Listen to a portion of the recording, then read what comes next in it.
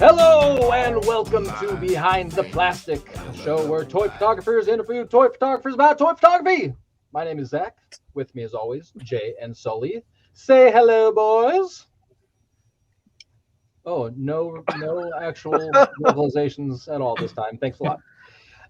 Our guest today is a true master of lighting. You all know him. You all love him. Everybody, please give a warm welcome for Ian Saunders. Mr. Saunders. Hey guys! I thought you were going to say Nikola Tesla when you said Master of Light. Oh, he That would be- died a while ago. It'd be amazing Did if we he? got him on. Did No, we got someone even better. So, Ian, thank you so much for coming on. You know how this works. I'm going to start the clock right now, and we're going to get to know you. Hey, please tell us a little bit about yourself. Well, my name is Ian. I like long walks on the beach, pretty sunsets. I have many hobbies. I'm into many different things, photography and toys being one of them. And you can see my sloppy collection behind me here. Your well-lit sloppy collection. It's well backlit, for sure. Go ahead, Jay. You can take it. No, you were going for it. Go for it. I mean, we can do this for another 11 minutes, or you can just do it. Okay, so Wow. why don't you tell us what you do for a living? So I am what the layman likes to refer to as a roadie, but as us industry professionals like to say, I am a lighting director for a country artist. I'm based out of Nashville. I'm in the country market, and I do lighting for a living. Man, and that, And yeah, it all makes sense now. now we know why you're a genius at lighting. Yeah, Yeah. the master Yeah. of light. Okay, so I was looking through your IG page today, and I scrolled all the way back, and you started with a lot of like concert photos and nature shots and real life stuff, and then slowly the toys started popping in. How did you do the transition from photography to toy photography? Pandemic, the same answer everyone says. Yeah. I actually started in photography with astrophotography. I Oh. love astronomy. Yeah. If you scroll back enough far into my feed, you'll see all kinds of pictures of star clusters and nebula and Wow. galaxies. And Yeah, it's awesome. yeah, Amazing. I was really into that. And then I kind of moved into landscapes, and I travel a lot for work, and I've been to all these amazing locations all over the world. And so I was around all these beautiful landscapes, and I could take beautiful pictures. And then the pandemic hit and shut my whole industry down. Yeah. My industry was probably hurt more than anybody. And I was completely out of work, but photography has always been a passion. And so that itch was still there. And I didn't really know anything about toy photography. I did see Sergeant Bananas on one Adam Savage Yeah. YouTube video that kind of made me feel like, oh, I could probably do that. And I only had one toy at the time. It was a NECA Alien. Xenomorph, yeah, that my stepson bought me for Christmas one year. And I was like, I bet I could set up a few LEDs and make this look cool. And, it's just been an adventure. And one thing, I've been doing photography for a long time, but I've been doing toy photography for a short time. And one thing I've switched genres so many times. There's always a learning curve with each new genre that you expose yourself to. So there was a bit of a learning curve with toy photography too, but I'm feeling pretty good about where I'm at now. You should be. As you should. Yeah. So how does being a professional lighting guy translate from the big stage to the small stage for you? Like, give us the background. There's not much in common, actually, other than the properties of light. There's not much in common. The stage is all about flash and trash. It's all about, I'm strobing, I'm changing colors, I'm doing movements, I'm hitting hits in time with the music, lots of things going on. With photography, it's more about balancing the light so it looks great in the frame, you know. So you're dealing with static light in photography where you're dealing with moving light in the concert world. So, and in the concert world, you know, nothing ever goes to plan either. So, you know, you can plan for the best, but something's always going to throw a wrench in that for sure. Where toy photography, you can control every aspect. That's one reason why I love it. Oh, okay. I see. I am starting to see the clearer environment. picture now. The man's a scientist. The man's You really are. You can be your own little movie director, you know. You don't have to require people, you don't have to depend on weather, you don't have to, I mean, like, you can control every aspect of it to make it the best photo that you are capable of making it. You know, that's interesting you say you can be your own movie director, because your shots are incredibly cinematic. And I think we should take a look at one of them. What do you say? Let's do it. This one was handpicked from Sully, and here we go. No, this one. It looks like a movie still. It sure does. And it's, oh my God. Spider-Man 4. This would be Spider-Man 4, right? Carnage wasn't in 3. This would be 4. No. Could be in Venom That's 3. Right. Absolutely amazing. Take us through the process and how you made this look so incredibly beautiful.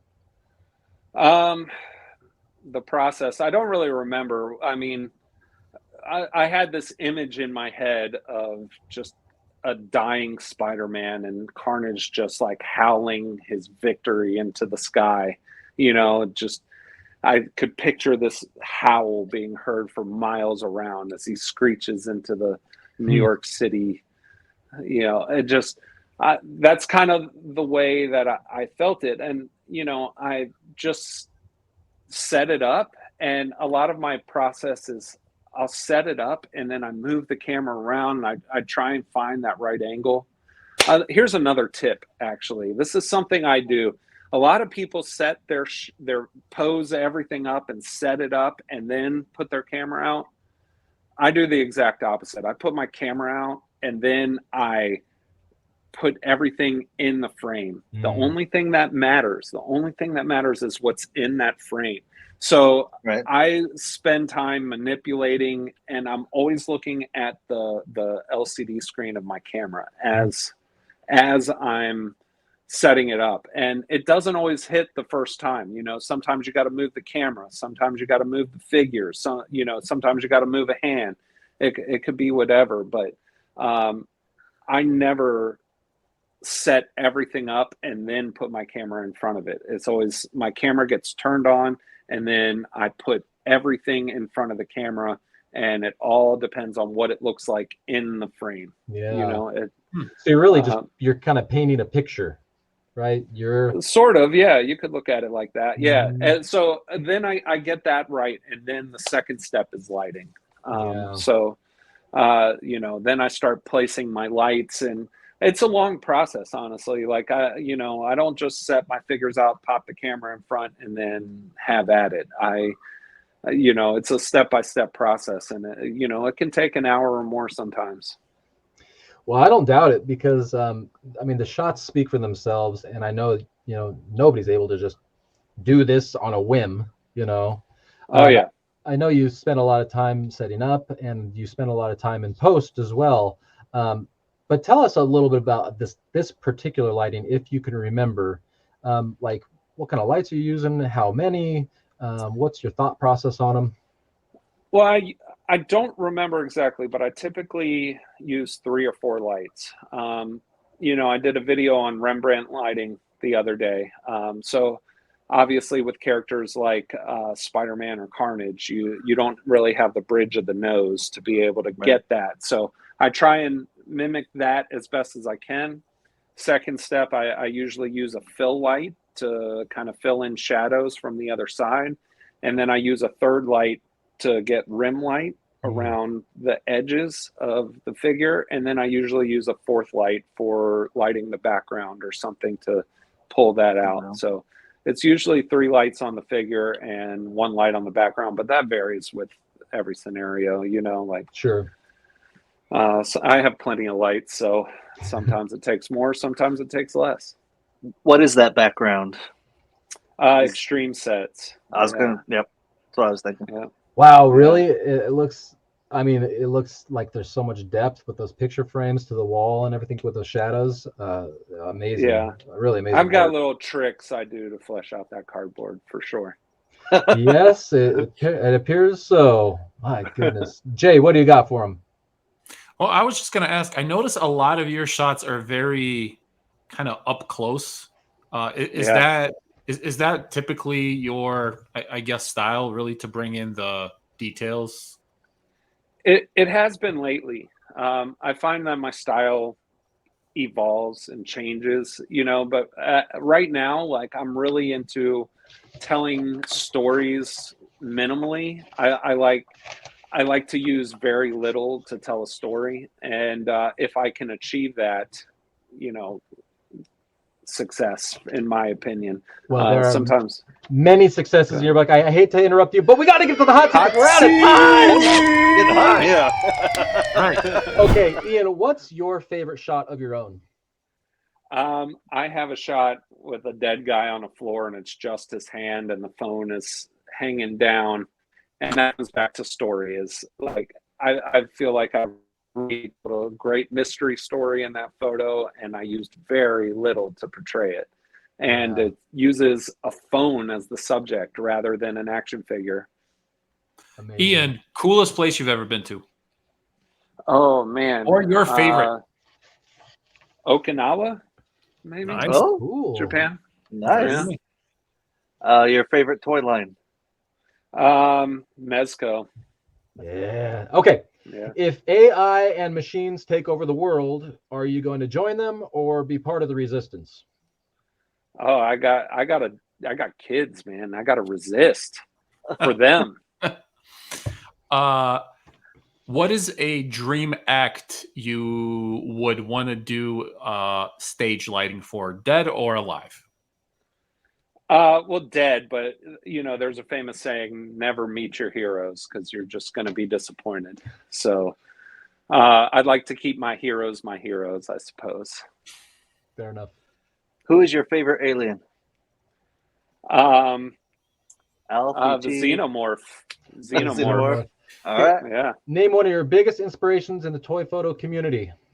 In 4 seconds. 4 seconds. What's up, Danger? What's up, Danger? Oh, what's up, Danger? Thank you for coming on.